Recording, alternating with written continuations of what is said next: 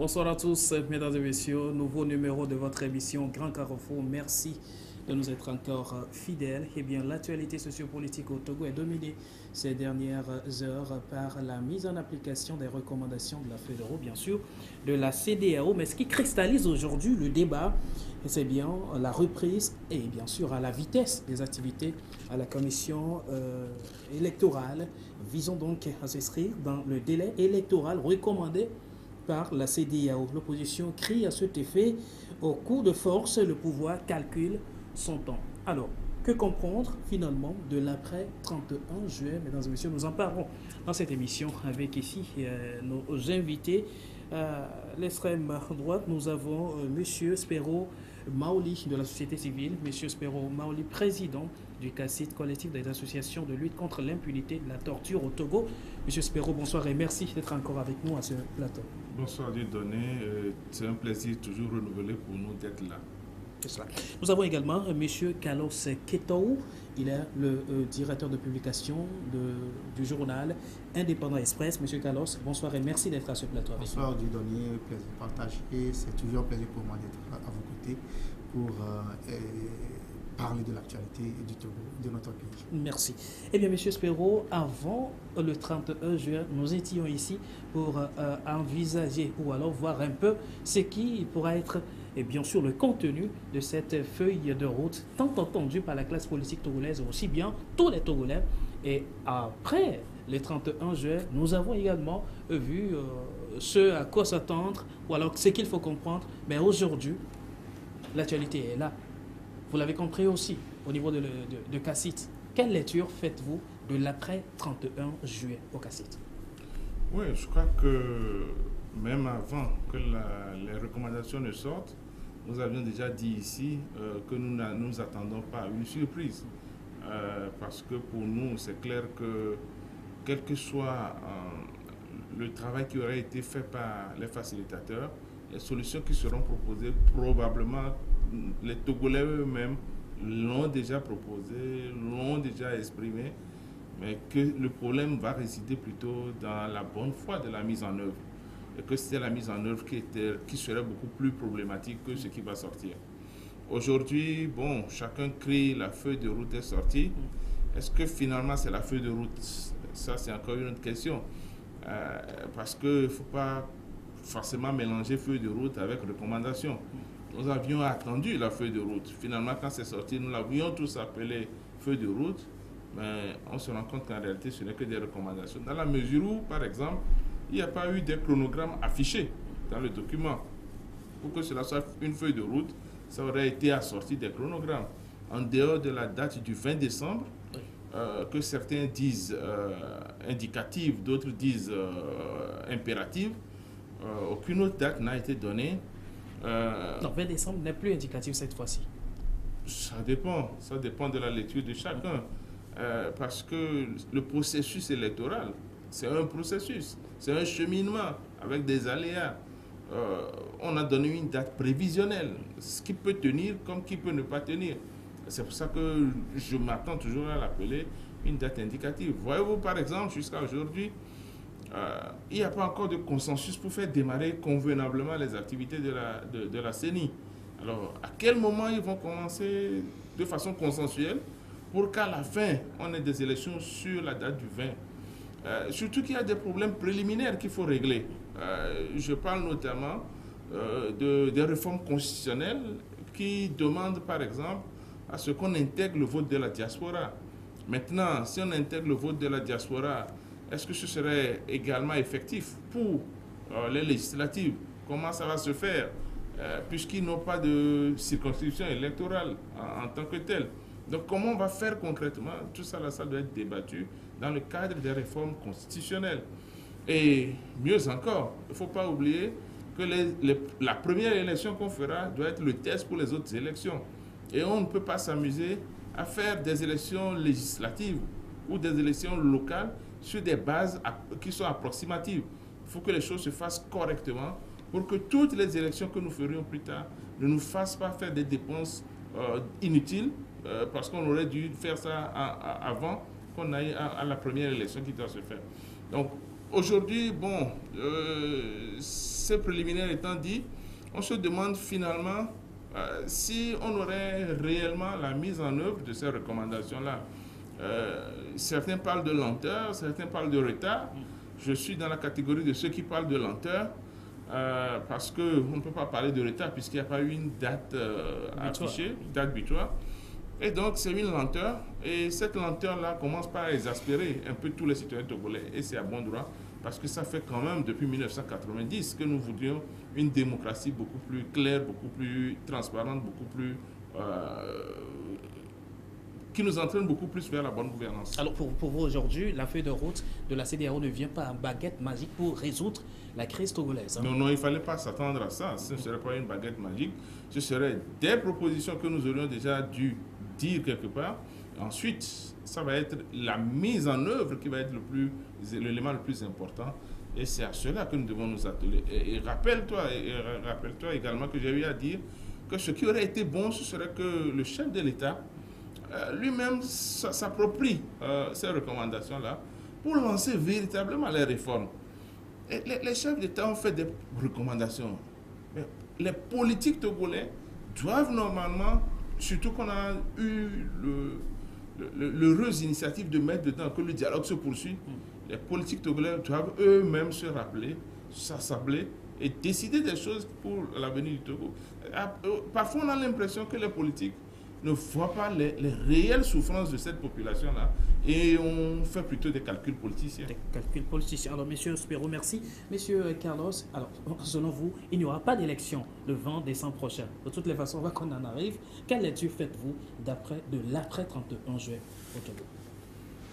Oui, l'après 31 juillet, l'après passage des chefs d'État et de la feuille de route qui est sorti de leur passage, et nous constatons un statu quo, à la limite un recul dans les discussions, dans la crise politique.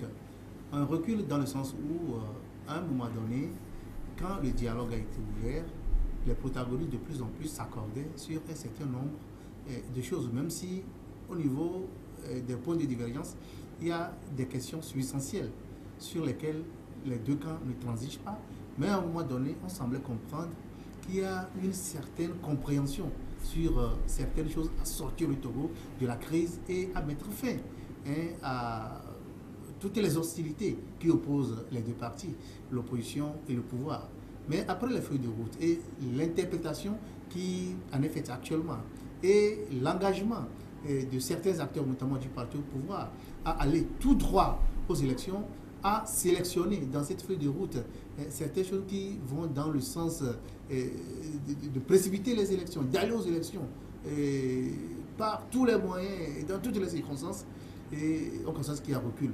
Et je mets en exergue ce recul-là dans la mesure où ce recul est suicidaire pour la suite de la situation politique, de la crise que nous connaissons. Parce qu'on risque de connaître dans les prochains jours ce que nous n'avons pas connu depuis le 19 août 2017. Et pourquoi je le dis? Parce qu'aujourd'hui, quand dans une crise, quand dans un conflit qui oppose deux camps, et à un moment donné, chacun pense qu'on est à la limite des solutions, alors on va prendre des positions extrêmes. Et c'est ce que nous sommes en train de constater. Parce que on a parlé, on a donné une date butoir. Moi, je l'ai dit. Vous pensez que la position se radicalise davantage? La position se radicalise davantage. Et on n'a jamais entendu la coordinatrice de la C14 parler d'ouragan. Quand elle parle d'ouragan, ça veut dire qu'elle prépare l'opinion, c'est-à-dire les manifestants, sa troupe, à radicaliser la position, à mettre encore beaucoup plus de fougue, beaucoup plus d'énergie, beaucoup plus de détermination. C'est la bonne formule? La bonne formule, non, la population, le peuple, ceux qui sortent et répondent à l'appel de l'opposition. Je veux les appeler ainsi. Donc cela veut dire que chacun essaie de radicaliser sa position. Et on se retrouve dans une situation où, aux grandes dames des chefs d'État, aux grandes dames de l'opinion, aux grandes dames de la société civile et de tous les observateurs, le pouvoir togolais décide d'aller tout droit au but, de dire que nous irons aux élections et de façon claire et nette, sans les réformes qui sont proposées par les acteurs. Et ce sont ces questions de réforme qui bloquent la démocratie du Togo depuis... Aujourd'hui, il y a lieu de revoir le fichier électoral et la composition plutôt de la CENI. Est-ce que ces quatre figures ne sont pas déjà respectées? Non, pas du tout. Pas du tout. Au niveau de la CENI. Le quorum est atteint au niveau de la CENI. Non, on ne va pas parler de quorum. Vous savez, la CENI, telle qu'elle est composée, est déjà une CENI apolémique parce que déséquilibrée. Quand vous prenez tous les acteurs, tous les membres de cette CENI actuellement, au niveau du pouvoir, c'est les gens du pouvoir réunis, du parti politique au pouvoir, au niveau de la société civile. Quand on interprète un peu le profil de ceux qui sont là-bas, on analyse, c'est les gens du pouvoir. Quand on prend les gens qui proviennent ou bien qui sont présentés comme de l'administration, c'est également des gens du pouvoir, du gouvernement. Donc, la CENI actuelle, telle que présentée, est à 100% pouvoir politique, régime politique au Togo. Donc, on ne peut pas prendre cette CENI pour dire que, bon, voilà, il faut engager parce qu'il y a un quorum atteint, il y a une majorité. On ne peut pas, ça c'est vraiment un faux problème. Il faut revenir, mettre le tableau à zéro, bien le cadran à zéro, comme l'a dit un ministre. Il faut mettre le cadran à zéro. Dire que, voilà, nous sommes sortis d'une situation de crise où, pendant cette crise avait atteint une certaine hauteur, une certaine ampleur, il y avait eu le pouvoir qui avait forcé des choses en mettant en place une commission électorale nationale indépendante. Une commission que l'opposition a boudée et qui ne reflète pas l'aspiration de tous les acteurs, de tous les protagonistes. Aujourd'hui, que les chefs d'État sont revenus pour parler de la recomposition des institutions de la République, quand on dit recomposition des institutions, il faut comprendre la Cour constitutionnelle, il faut comprendre la HAC, il faut comprendre, et par ricochet, la Commission électorale nationale indépendante.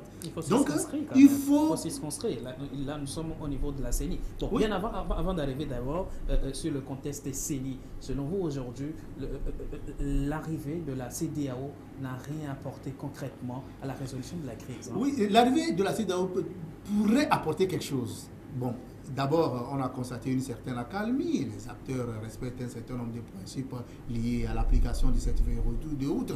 L'opposition a suspendu ses manifestations. On n'a plus de crise et de tension. Et le pouvoir profite de cette accalmie pour aller tout droit, pour rester dans sa logique de refus de s'engager dans les réformes ou de refus de lâcher prise par rapport aux revendications de l'opposition. Le passage de la CEDEAO a calmé le Togo d'une façon ou d'une autre. Mais aujourd'hui, nous constatons avec les intransigeances des uns des autres que le Togo est assis sur une poudrière et à tout moment, ça peut exploser. La CEDEAO, on a eu peur parce que c'est peut-être une institution internationale, une institution régionale qui a brandi une feuille de route, qui a dit faites ceci, faites cela. On a semblé respecter les chefs d'État et l'institution, la communauté. Mais dès que ceux-là sont partis, on s'est dit que si nous avons pu concéder ceci, nous avons pu maintenir ceci et que la CEDEAO n'a pas été claire sur certaines recommandations, notamment en ce qui concerne l'élection présidentielle de 2020 et la candidature de Fonia Sima en 2020. Tout cela, si la CEDEAO n'a pas été claire sur cette question, donc nous pouvons avancer tout droit sur le boulevard contre les contestations. Et c'est de la bonne guerre, nous sommes sur un terrain politique et à chacun d'interpréter la situation. Voilà, c'est de bonne guerre et c'est pourquoi il faudrait d'abord, pour avoir un esprit patriotique, et si on aime son pays, il faudrait s'engager beaucoup plus dans une logique de créer des conditions pour que le Togo puisse sortir de l'ornière, de l'auberge, en matière politique, en matière diplomatique, en matière économique. Normalement, si on est de bonne foi. C'est pourquoi on dit très souvent qu'il faudrait une bonne foi et une volonté politique. Et il est constaté aujourd'hui que du côté du pouvoir, il n'y a pas une volonté politique. Et les recommandations de la CEDEAO, même si l'opposition peut tirer chapeau à la CEDEAO, même si le pouvoir peut s'en frotter les mains parce qu'à un moment donné, on n'a pas posé des exigences sur la candidature de Fonia Sima en 2020, mais il faut quand même se dire que les problèmes du Togo doivent être résolus par les Togolais eux-mêmes. La feuille de route, c'est juste une locomotive que les chefs d'État ont mis sur les rails et c'est à nous de pousser, de mettre les wagons, de mettre les ingrédients pour que cette locomotive, pour prendre que le train de cette démocratie puisse évoluer. Mais si la CEDEAO vient mettre la locomotive, elle est là sur les rails et qu'on ne bouge pas, au contraire, on va ramer à contre-courant, on va pousser la locomotive à ne pas avancer, mais vous allez comprendre que ça n'a servi à rien du tout. Et quand une situation reste comme ça, elle s'exacerbe et dans les prochains jours, on risque de vivre le pire. Parce que les provocations et les mots qui sortent aujourd'hui sont assez durs. Beaucoup plus révoltants.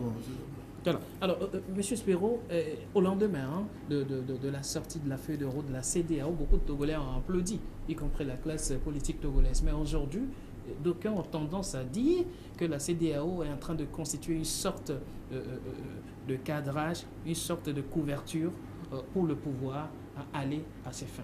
Qu'est-ce que vous répondez à ça? La première chose, c'est que nous-mêmes, personnellement, nous avions déjà eu à dire que les recommandations en soi peuvent, dans l'ensemble, être qualifiées de satisfaisantes, mais qui avaient des insuffisances et qui avaient également des insuffisances et des imprécisions. Et aujourd'hui, je pense que nous sommes tous d'accord là-dessus. Les insuffisances sont là, les imprécisions sont là, mais on a des choses sur lesquelles on peut capitaliser. Mais nous avions, et nous le répétons, ce n'est pas le simple fait de prendre des recommandations qui pouvaient nous sauver. On a eu toujours de bonnes résolutions sur les 26 autres dialogues qui ont précédé. Mais c'est la mise en œuvre qui pose problème. Et aujourd'hui, moi je continue toujours pas à penser qu'après les recommandations, les facilitateurs sont probablement en train de préparer la feuille de route, le chronogramme opérationnel pour que les choses aillent bien. Maintenant, entre-temps... Ça, c'est vous qui le pensez. C'est moi qui le pense. Ce n'est pas annoncé. C'est pas annoncé. Mais c'est ce qui aurait été logique. Mais entre autres, et c'est là où c'est vraiment dommage, c'est qu'en attendant que tout cela ne démarre, ce qui aurait été plus évident à faire aurait été, par exemple, de voir comment mettre en œuvre les mesures d'apaisement. Aurait été, par exemple, de voir comment mettre en œuvre les réformes. Parce qu'en réalité, sur les réformes, tous les acteurs sont à 99% d'accord sur une certaine base. Ce qui manque, ce n'est pas fondamental, mais c'est quelques éléments, notamment la phrase en aucun cas. Si on fait fi de ça, au moins on peut faire les réformes institutionnelles. On peut faire les réformes électorales. Mais tout devrait partir normalement du fait que les acteurs politiques puissent s'engager de bonne foi dans la résolution de cette crise qui ne fait que trop durer. Maintenant, est-ce qu'il faut penser que la CEDEAO est en train de baliser le terrain pour le parti au pouvoir? Je ne crois pas. Je ne crois pas. Parce que je crois qu'en réalité, le président ghanéen, surtout, et le président guinéen, mais surtout le président ghanéen, ils ont des informations sur le pays. Ils savent que plus on ne fait rien, plus on tarde à faire quelque chose, plus malheureusement les choses s'aggravent. Ils ne peuvent pas nous pousser vers des élections. Les élections, en principe, qui dans certains pays ne sont que la confirmation du fonctionnement de la démocratie, les élections pour nos pays sont des moments où il faut vérifier c'est des baromètres pour la démocratie. Et malheureusement, nous sommes tous d'accord que notre démocratie n'est pas au point, que notre démocratie souffre encore de beaucoup d'insuffisances. Et donc, on ne peut pas nous pousser à aller directement aux élections si on n'a pas mis sur pied les outils de ces élections-là. Vous voyez, je suis un peu perplexe parce que à un moment donné, on nous a sorti dans ce pays que l'APG est caduque. Je sais que vous vous rappelez. Et du coup, ou on fait mettre tout l'APG caduque, et c'est ce qui aurait été normal, ou bien on reconnaît que c'est toujours valable. Mais je m'étonne qu'après ça, on nous dise « Ah oui, mais le code électoral a été obtenu par l'APG, donc le code électoral est normal, c'est bon, il faut l'appliquer, parce que c'est sur une base consensuelle. » Finalement, on prend quoi? Il faut qu'on soit conséquent dans ce que nous faisons. Si on veut vraiment que le Togo sorte de cette crise-là de la façon la plus correcte possible, c'est qu'il faut oublier de faire cavalier seul pour faire les élections. Ça ne marcherait jamais. Ce serait encore, à la rigueur, à la limite, les gens vont s'abstenir d'aller voter et le pouvoir seul va faire des élections avec ses militants et va s'octroyer évidemment les postes. Et malheureusement, ce serait la même chose, un perpétuel recommencement, parce que les gens vont s'organiser mieux pour revenir encore créer un autre 19 août, pas forcément à la même date évidemment, mais ce serait un peu malsain de vivre dans cette situation-là. Et donc ce qui serait vraiment normal, ce serait que les deux protagonistes se rappellent que dans les recommandations, on a demandé que l'organisation des élections se fasse de façon inclusive. Et donc ce qui suppose qu'on doit s'entendre sur un minimum pour que tout le monde participe à l'organisation de cette élection-là. Et en plus, et ça il ne faut pas l'oublier, on ne peut jamais, à l'état actuel de nos tests, programmer des élections à l'aveuglette. Il faudrait qu'on fasse les réformes constitutionnelles, il faudrait qu'on fasse les réformes institutionnelles. Et ce n'est pas maintenant qu'on a commencé par en parler. Ça fait au moins 2 ou 3 élections où on a dit il faut faire les réformes avant. On nous a toujours dit après les élections on fera les réformes et on est toujours resté dans la même situation jusqu'à aujourd'hui. Je crois que le bon sens serait que cette fois-ci on fasse d'abord les réformes et puis après on verra comment aller vers des élections. C'est cela. Alors, M. Ketou, ne voyez-vous pas qu'aujourd'hui la recommandation de la CEDEAO qui stipule ou alors qui donnait la date du 20 décembre est allée un peu trop vite en besogne, d'autant plus que les interprétations sont là aujourd'hui. Elle aurait mieux faire, ne rien donner comme date butoir, comme on le trouve. Oui, la CEDEAO a toujours souhaité que la crise finisse, la crise togolaise prenne fin le plus rapidement possible. Et il faut créer une situation qui puisse permettre aux acteurs et aux protagonistes de pouvoir faire vite pour atteindre un niveau satisfaisant de la crise. C'est pourquoi la date indicative du 20 décembre a été proposée. Et c'est une proposition. Et ça dépend des arguments des uns et des autres. D'abord, il y a des arguments du pouvoir qui ont valu et qui ont motivé la proposition du 20 décembre. Il y a aussi l'accord des partis d'opposition sur la bonne foi du pouvoir à pouvoir mener ces réformes afin qu'on puisse arriver à créer les conditions pour organiser les élections le 20 décembre prochain. Mais aujourd'hui, depuis un mois que la feuille de route a été signée ou a été proposée aux acteurs de la crise togolaise, mais on n'a rien fait du tout, surtout en ce qui concerne les actions allant dans le sens du consensus au niveau des acteurs pour la résolution réelle de la crise. Et le plus grand problème que nous connaissons aujourd'hui, c'est la question du cadre électoral. Et je ne vois pas une certaine opposition s'engager dans une logique électorale aujourd'hui avec le cadre électoral actuel. Il est totalement en désavantage de l'opposition. Le découpage électoral, il est fantaisiste. Et les conditions même d'organisation de cette élection, et toutes les élections passées, on a vu dans les conditions dans lesquelles ces élections se déroulent. Donc la CEDEAO n'est pas allée très vite à deux. Et puis, il y a certains qui ne savent pas un peu, qui ne maîtrisent pas comment les institutions internationales fonctionnent. Les institutions internationales fonctionnent par gradation, en crescendo. C'est-à-dire qu'ils sont venus au Togo, ils ont constaté qu'il y a une crise, on a envoyé 2 chefs d'État pour aller au devant de la scène, pour essayer de faire des propositions, trouver des solutions. Mais quand cette première sortie, initiative des chefs d'État va échouer, on va monter en gradation. On va trouver une autre formule.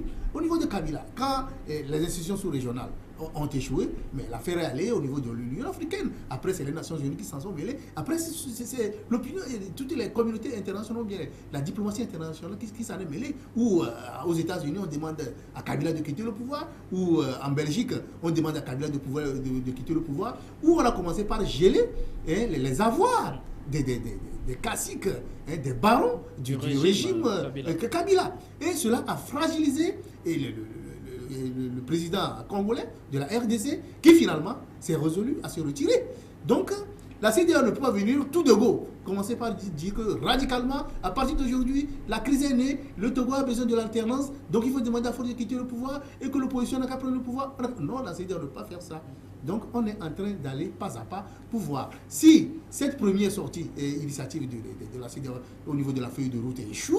on aura à engager une autre formule qui puisse permettre véritablement d'aller dans le sens de la satisfaction de façon consensuelle et même de façon universelle la crise togolaise. Parce que, vous savez, il y a des standards internationaux qui régissent nos pays. Le Togo n'est pas une exception mondiale où on peut dire que c'est le Togo a ses réalités. Non, et le Togo fait partie de grands instances, de grandes organisations et il reste dans le cadre général des pays qui sont sur la planète. Il y a les Nations Unies, l'UIA, et tout ça, l'UIA et tout ça. Donc, à un moment donné, quand on va voir que la CEDEAO n'a pas été à la hauteur de la résolution de la crise, on peut trouver d'autres moyens et c'est ça qui permettra de pouvoir trouver une solution définitive. Mais cela dépend également du niveau de la crise.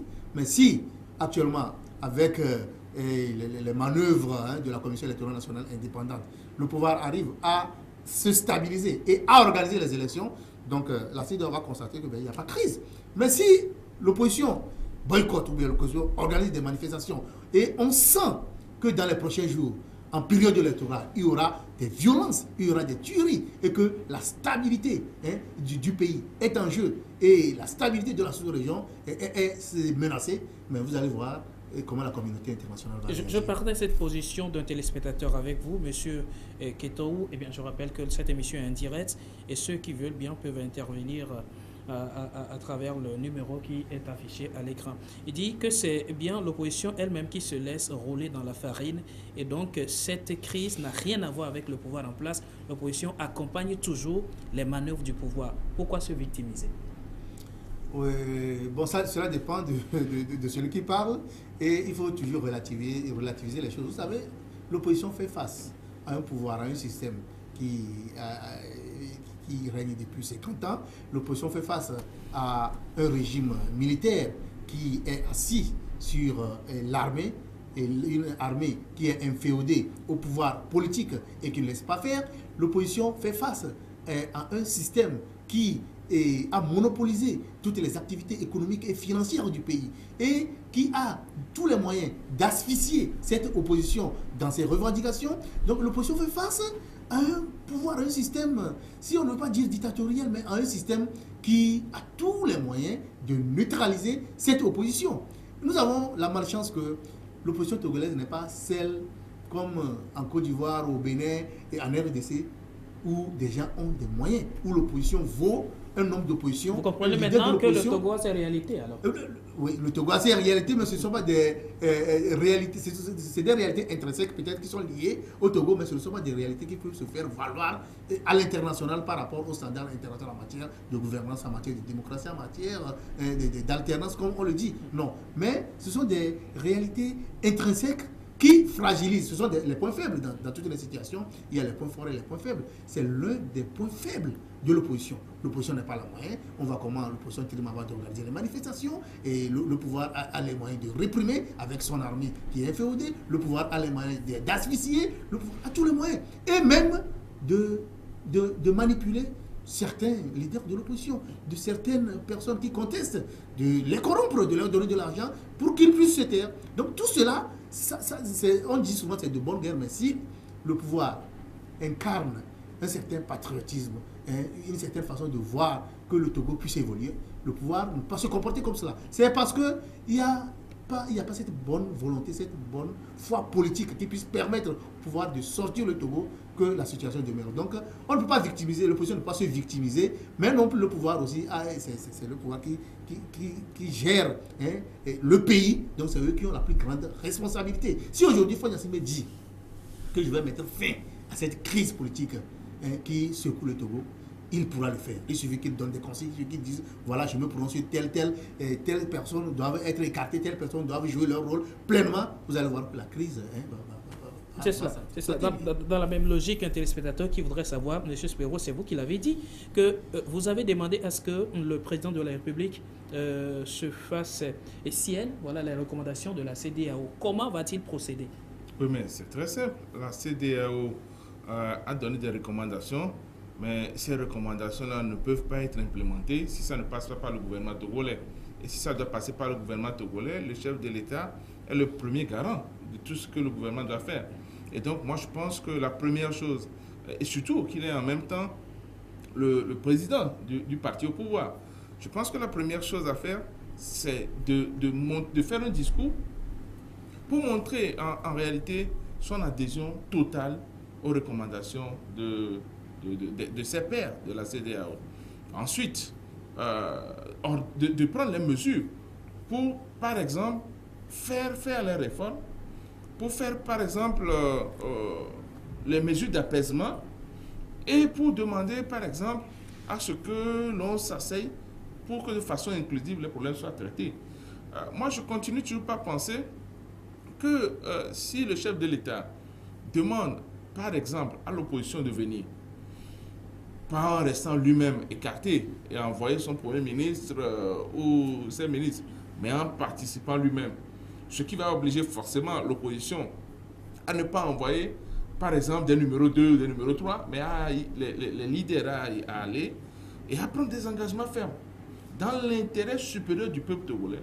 Je crois que le problème serait réglé. Moi je suis toujours chagriné quand on me dit que les calculs politiques sont de bonne guerre. Mais on oublie un élément fondamental. Il n'y a pas de politique s'il n'y a pas un pays à gérer. Et le pays que vous gérez, c'est un bien commun que nous avons tous. Et donc, quand vous faites vos calculs là, c'est pour qui? En principe, ça doit être pour l'intérêt du peuple togolais. Et aujourd'hui, l'intérêt du peuple togolais, c'est quoi?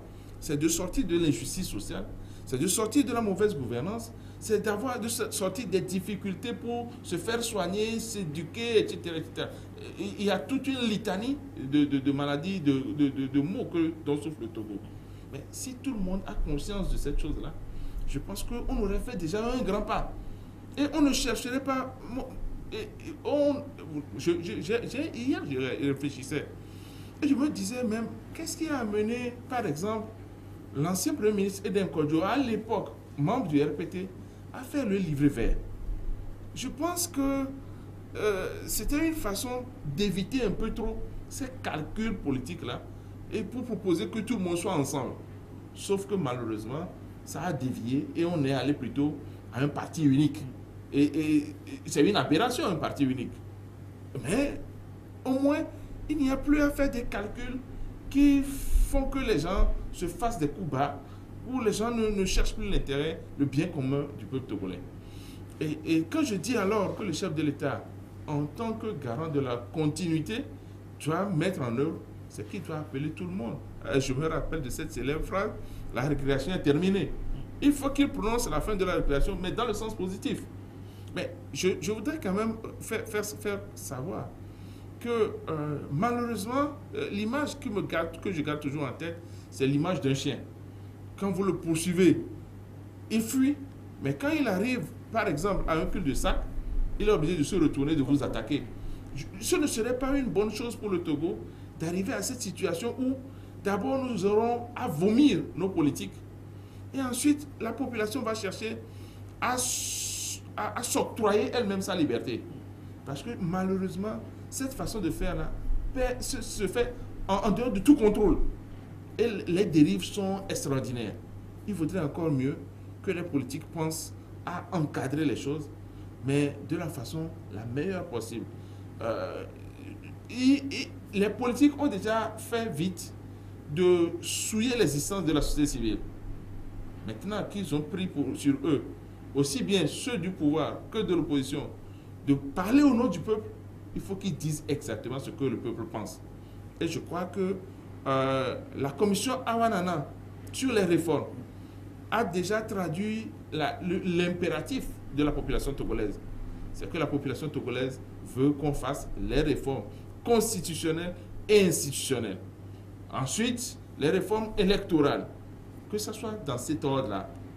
Réforme constitutionnelle d'abord, réforme institutionnelle ensuite, réforme électorale après. Mais on ne peut pas faire des élections si on n'a pas un texte constitutionnel qui assoit la bonne démocratie.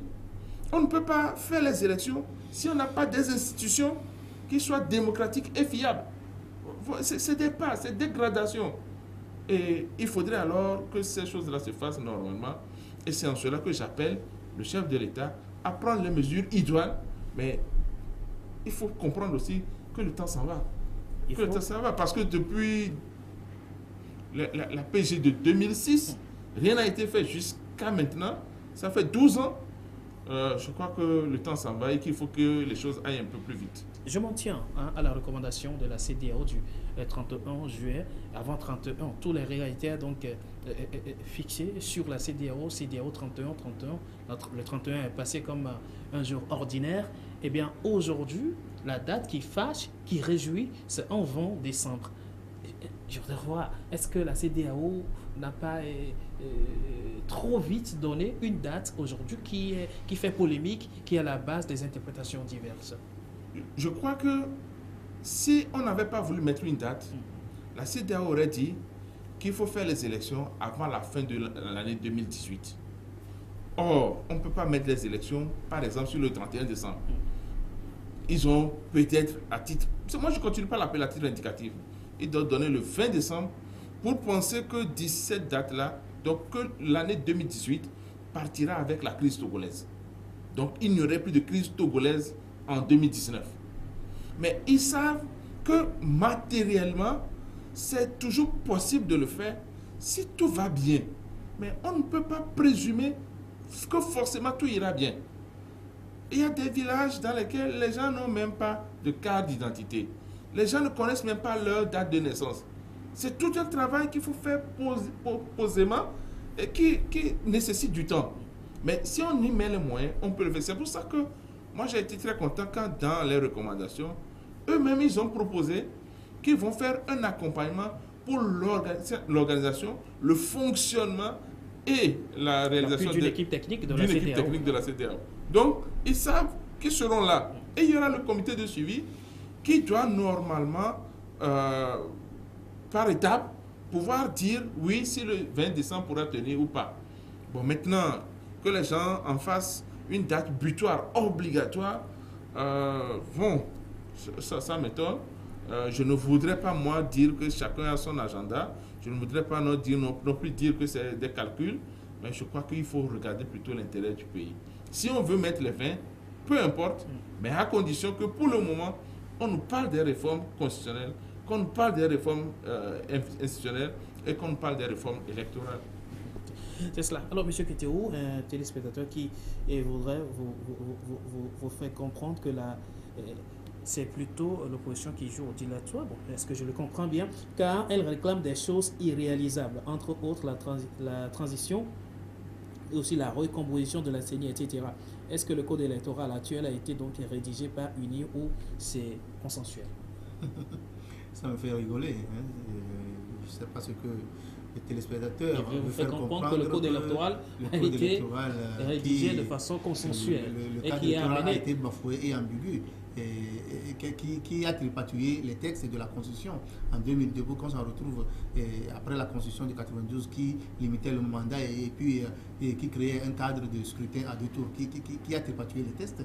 C'était le pouvoir répété sous Nassimé Yadema. Il faudrait que le téléspectateur retourne un peu en arrière pour fouiller dans les archives pour voir comment la Constitution a été manipulée. Et après, la notion consensuelle est venue tout légaliser. Non, la notion consensuelle n'a jamais été légalisée. Le pouvoir RPT à l'époque a toujours eu la majorité au Parlement et les choses se faisaient parfois. En 2002, il y avait eu élections législatives, l'opposition n'était pas allée aux élections. En 2007, l'opposition était allée aux élections, mais les élections n'ont pas été transparentes. Et l'Assemblée, les assemblées, les parlements qui se sont succédés n'ont jamais eu une certaine opposition qui puisse faire front pour arriver à échanger les thèses. L'opposition n'a pas jamais fait de dilatoire. Dans la mesure où je ne défends pas l'opposition, mais il faut être dans une logique bien donnée. La logique, c'est très simple.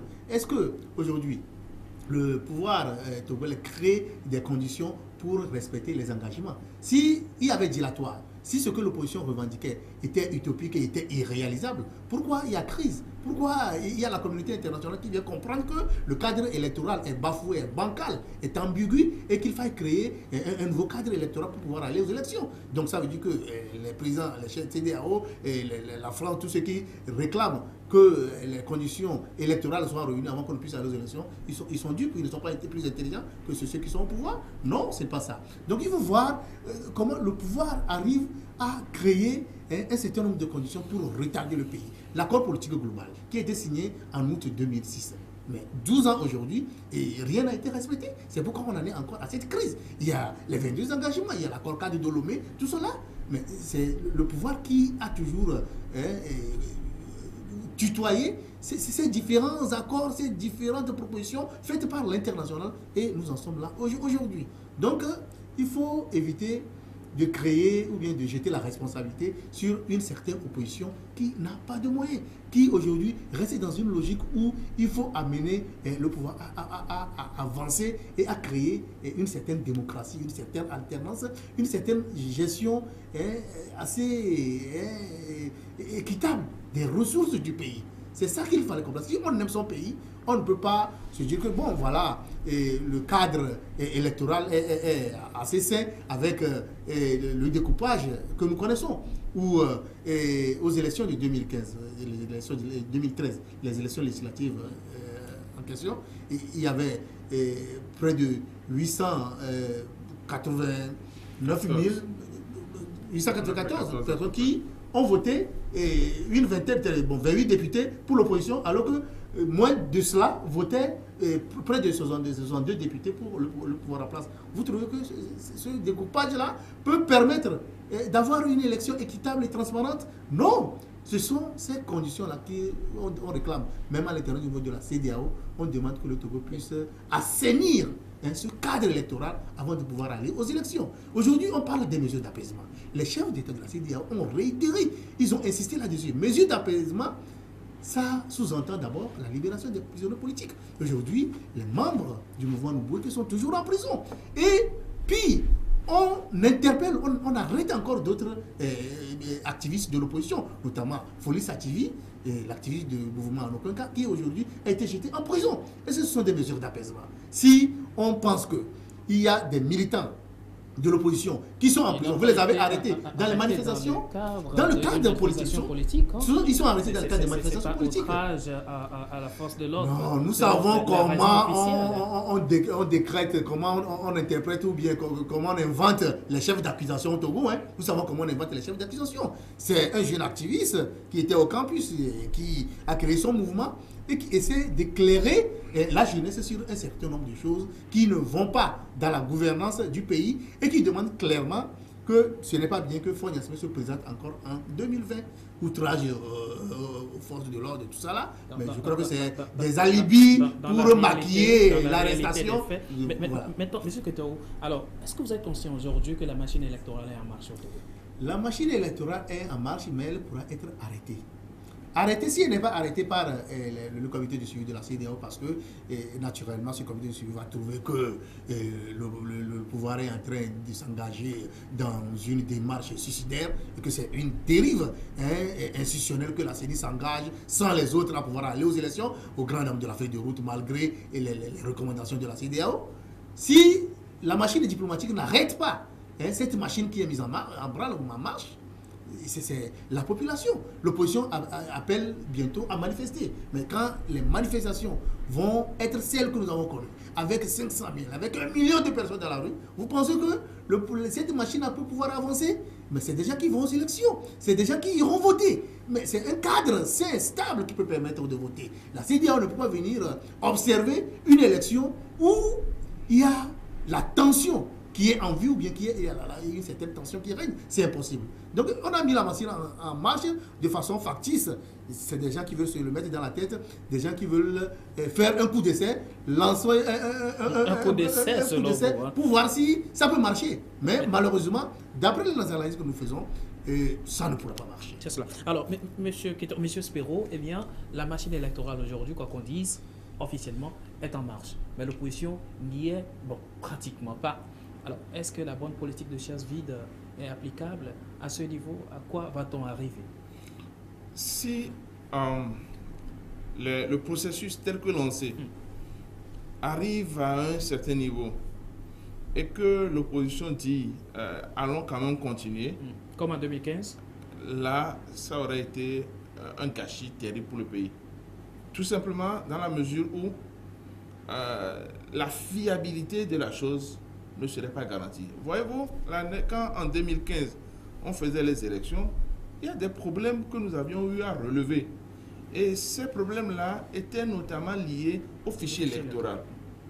Et nous avons été étonnés que les acteurs politiques aient pu trouver une formule pour dire que la liste électorale est consensuelle.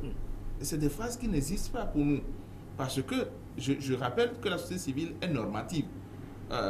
Donc les accords bizarres qui ne mettent pas en avant ce que la norme recommande ont toujours interpellé la société civile. Et quand on a dit le fichier était consensuel, ça nous a vraiment embêtés. Mais la suite, tout le monde connaît. Et donc, ce serait vraiment dommage que les choses se fassent ainsi. L'idéal, c'est que on demande à la CEDEAO de se presser un peu plus pour que son assistance technique arrive. Et qu'on commence le tout ensemble. Moi, je n'ai jamais pensé que, même jusqu'à mi-septembre, ce serait tard de faire les choses correctement. Il n'y a pas péril à la demeure pour que la CENI se précipite. Parce qu'il ne faut pas confondre la vitesse avec la précipitation. Lorsque on vous dit que le dialogue se poursuit et qu'on nous dit qu'il faut que les élections se fassent de façon inclusive, la moindre des choses, c'est de pouvoir voir comment faire pour que les gens s'asseyent, comment faire pour que les gens travaillent ensemble. Tout travail qui sera fait aujourd'hui de façon unilatérale, aussi bien de l'opposition que du parti au pouvoir, ne donnerait rien de positif pour la population togolaise. Imaginez par exemple que la population togolaise soit là et puis qu'on lui dise que finalement les partis politiques se sont entendus et on a dit bon, on garde l'ancien fichier comme ça pour aller. Vous pensez que la société civile va dire ok, comme c'est les politiques qui ont dit allons-y? Non.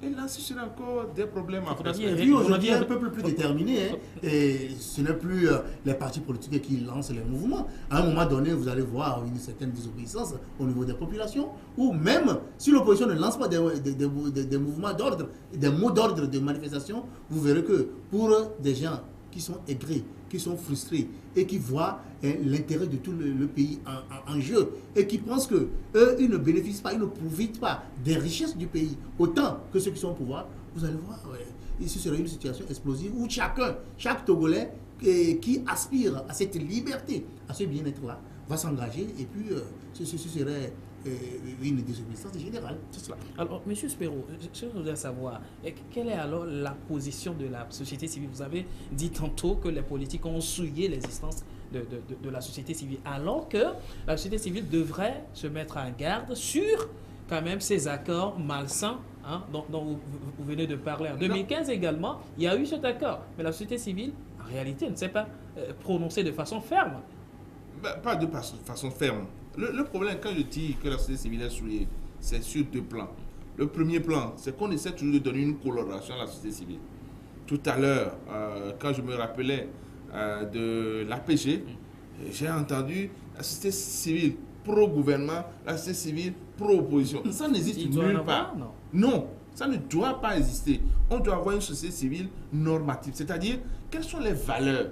On défend les valeurs, on ne défend pas les partis politiques.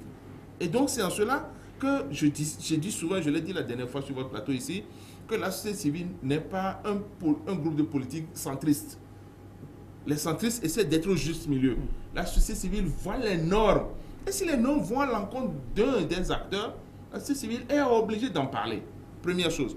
Deuxième chose, et par cette politisation de la société civile, les gens ont fait que quand la société civile parle, on ne retrouve personne pour soutenir. Voyez, rappelez-vous que quand il y a eu quelques années la hausse des prix du carburant et que je me rappelle mon cher ami Emmanuel Sogadi et les autres ont appelé à un mouvement au niveau de la primature, c'est un mouvement qui appelait à tout le monde. Mais il n'était que 6 personnes. Et on les a pris, on les a envoyés au niveau de la gendarmerie pour régler le problème. Vous voyez? Donc aujourd'hui, la société civile a du mal à faire un appel qui soit véritablement suivi par la À population. cette nouvelle augmentation, il n'a plus appelé à Évidemment, manifester. il a écrit juste pour dénoncer, mais il n'a plus appelé pour manifester. Chat échaudé, Crée l'eau chaude, crée l'eau froide, oui. Et donc, c'est un véritable problème. Mais il faut remarquer qu'aujourd'hui, il y a des mouvements citoyens qui se créent, qui ne sont plus des sociétés, des organisations de la société civile thématiques. Le CACIT est dans une thématique. Le WANEP est dans une thématique. Nous avons tous des thématiques. Mais les mouvements citoyens sont plutôt des mouvements de la population, de la société civile, mais qui n'a que pour thématique la gouvernance en général. Et ça commence par foisonner. En dehors du Fonds citoyen Togo Debout, il y a le mouvement En aucun cas, il y a le mouvement Touche pas à mon président, il y a les mouvements secrets. Et en faisant ces petites choses-là, vous verrez qu'un jour, on aurait du mal à cantonner chacun dans le respect des textes qui existent. Et ce serait vraiment dangereux pour tout le pays. Et c'est ces dérives-là qui amènent souvent à avoir des mouvements d'autodéfense. Et donc, il faudrait qu'à ce moment-là, que le gouvernement, que les politiques de l'opposition puissent savoir que nous allons sur un terrain dangereux et qu'il faut pouvoir s'asseoir, réfléchir sur le bien commun que constitue le Togo et proposer des mesures, non pas dans l'intérêt de chacun, mais dans l'intérêt de tout le Togo. Si on ne le fait pas, ce serait vraiment dommage. Oui, c'est par rapport au rôle et à la responsabilité de la société civile. Je suis membre de la société civile parce que membre du bureau de la Ligue togolaise des droits de l'homme. Nous sommes représentés dans le Fonds citoyen Togo Debout et nous avons été clairs dans notre sortie sur les solutions à la crise. Il faut créer des conditions d'une transition politique où un gouvernement de consensus qui puisse permettre à chacun de suivre ce qui va se passer dans les mutations qui vont naître de la feuille de route après la crise togolaise et qui est née depuis le 19 août. Donc, il faut un gouvernement consensuel qui puisse suivre là les acteurs de l'opposition, les acteurs du pouvoir, les experts, tous ceux qui sont censés pouvoir interpréter, pouvoir appliquer la feuille de route de la CEDEAO et les réformes qui ont lieu. Il faudrait que chacun puisse avoir son œil dedans pour que ce ne soit pas seulement le pouvoir qui fasse comme d'habitude son jeu, comme si le Togo est un bien privé et on en fait ce qu'on veut. Donc la société civile au niveau du Fonds citoyen Togo Debout a été claire, il faut créer des conditions de transition et créer des conditions pour qu'une certaine alternance puisse être obtenue par le Togo. Parce que il est clair chez tous les acteurs, chez tous les observateurs. La transition n'a pas été évoquée par la CEDEAO. Elle n'a pas été évoquée, mais la CEDEAO ne peut pas dire directement il faut aller faire une transition. Mais si la CEDEAO demande de faire des réformes et que chacun puisse se retrouver dans les réformes de façon consensuelle afin qu'on puisse organiser des élections, c'est que ces conditions doivent aller dans le sens à partager. Mais ce qui peut permettre. Mais il faut préciser quand même, à toute fin utile, que dans les recommandations, j'ai cru lire quelque part que la CEDEAO félicite le chef de l'État pour son désir de travailler avec tout le monde. Alors, s'il faut manifester ce désir de travailler avec tout le monde, il faudrait alors que ce soit en dehors que les gens vont travailler avec lui. D'abord au niveau de la série ensemble, au niveau de toutes les institutions ensemble. Nous aurions espéré que le gouvernement de transition qui aurait pu faire la mise en œuvre des recommandations soit un gouvernement de technocrates. Pas des politiques, mais des technocrates, des gens dans leur domaine, pour que le cahier de charge soit bien précis et pour que chacun ne fasse pas des calculs partisans au sein du gouvernement. Bon, maintenant, ça appelle encore à ce que le chef de l'État décide de prendre les rênes de toutes ces recommandations-là et de les mettre en exécution. C'est cela. Alors, si nous avons l'occasion de faire cette émission en direct, c'est pour permettre aussi à certains de nos téléspectateurs d'être ouverts sur nous ou alors de participer. Et je crois que vous faites bien d'envoyer vos messages, vos différentes positions d'aucuns et qui d'ailleurs n'arrivent toujours pas à faire le lien entre la thématique et essaient plutôt d'envoyer leurs préoccupations. Donc, qui disent le président ne sait pas autour de lui. Est-ce que les gens ne peuvent pas dire la vérité au président de la République? Il faut comprendre que les gens du Nord souffrent beaucoup. Bon, c'est vrai, ce n'est pas de ça qu'on parle, mais cela aussi exprime le malaise social, le malaise à tous les niveaux, c'est pris en compte. la problématique de la hausse du prix du carburant également. Nous en avions parlé aussi dans nos éditions ici sur la télévision Delta Santé. Mais cette question à présent à nos invités, demandez à vos invités de voir si ce n'est pas la CEDEAO qui joue le jeu trouble. Monsieur Keto. Oui, moi je l'ai déjà dit, et tous les peuples qui aspirent à leur liberté se défendent d'eux-mêmes et sont accompagnés par la communauté internationale. Dans aucun pays, s'il n'y a pas une guerre armée, ou s'il n'y a pas une rébellion qui se crée, vous ne verrez la communauté internationale venir dire il faut décaper un président, il faut sortir ceci, il faut faire ceci, il faut donner des ordres, il faut faire des recommandations fermes ou bien il faut donner des ordres. Non, dans aucun pays ça se passe. Mais si on constate que la population, mais à un moment donné, quand la mobilisation était au top à partir du 19 août, ça a secoué la communauté internationale. Les gens allaient à l'extrême. Vous avez appris, vous avez entendu à l'époque le ministre gambien des Affaires étrangères se prononcer sur le départ immédiat de Faure Gnassingbé parce que son pays était en crise et la stabilité de la sous-région était menacée. Mais bon, on a juste fait diplomatiquement de pouvoir le faire taire, mais il s'est prononcé. Mais si la crise persistait, vous allez voir d'autres voix vont se lever. Le président nigérien, Muhammadu Buhari, a été clair que les alternances politiques ne doivent pas être négociées. Il faut aller beaucoup plus directement au niveau de la sous-région, même par des moyens, par la force armée. Le président nigérien l'a dit.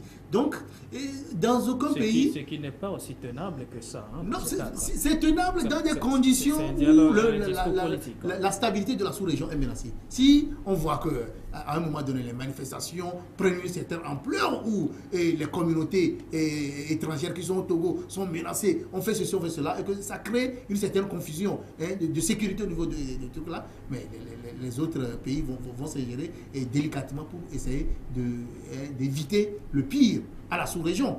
Donc la CEDEAO, pour l'instant, je n'ai pas la prétention et puis je ne vais pas prendre le risque de dire que la CEDEAO joue un jeu trouble. Je dis que la diplomatie a des principes et a des démarches. La première démarche, on a donné une feuille de route. On attend. Si la feuille de route n'est pas appliquée, on va voir ce qu'on va donner en plus. Et au fur et à mesure, on va donner. Un chef d'État ne va pas demander à un autre chef d'État quitte le pouvoir. En matière d'ingérence dans les affaires intérieures, en matière diplomatique, ce n'est pas trop possible.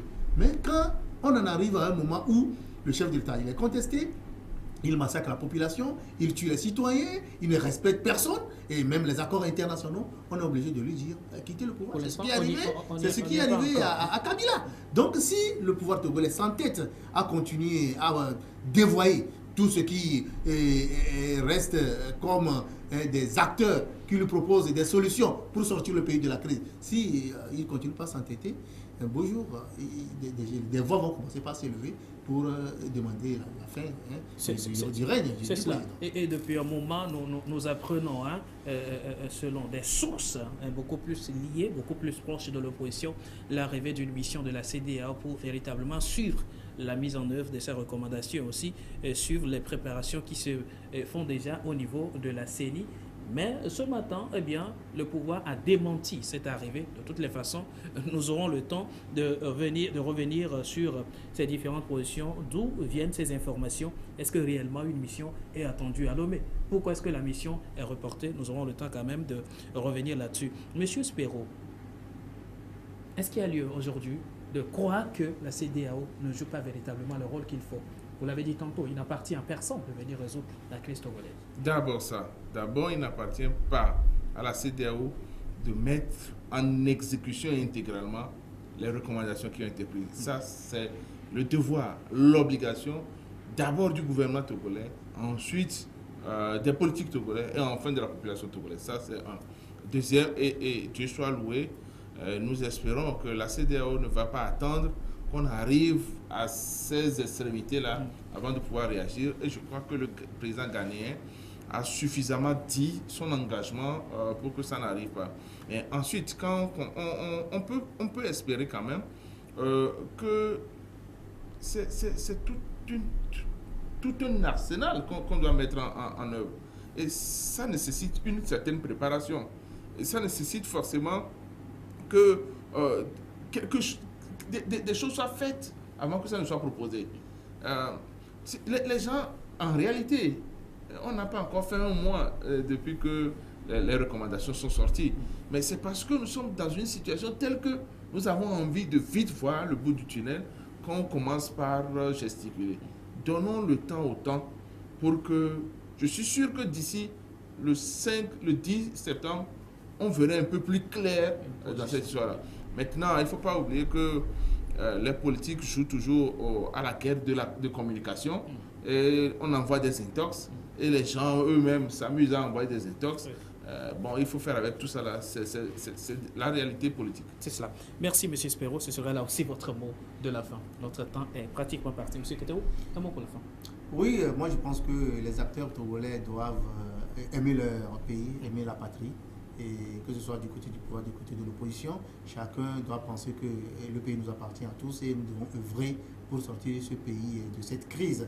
Et il faudrait que les engagements pris et la feuille de route qui a été mise en œuvre puisse être véritablement respectée afin que l'économie, la politique, le social et la sécurité des populations soient sauvegardées après cette crise. Merci, M. Carlos Ketou. Vous êtes le directeur de publication du journal Indépendant Express. M. Spero Maoli, vous êtes le président du CACIT, collectif des associations de lutte contre l'impunité et la torture au Togo. Merci d'avoir été des nôtres à ce plateau. Merci. Merci à vous également, chers téléspectateurs. Désolé pour tous ceux dont le message n'a pas été lu. Nous revenons bien sûr sur des questions brûlantes de l'heure, histoire de respecter à tout bout de champ vos idées, vos positions dans nos rendez-vous. Merci. Restez avec nous sur la radio-télévision d'État Santé. À très bientôt.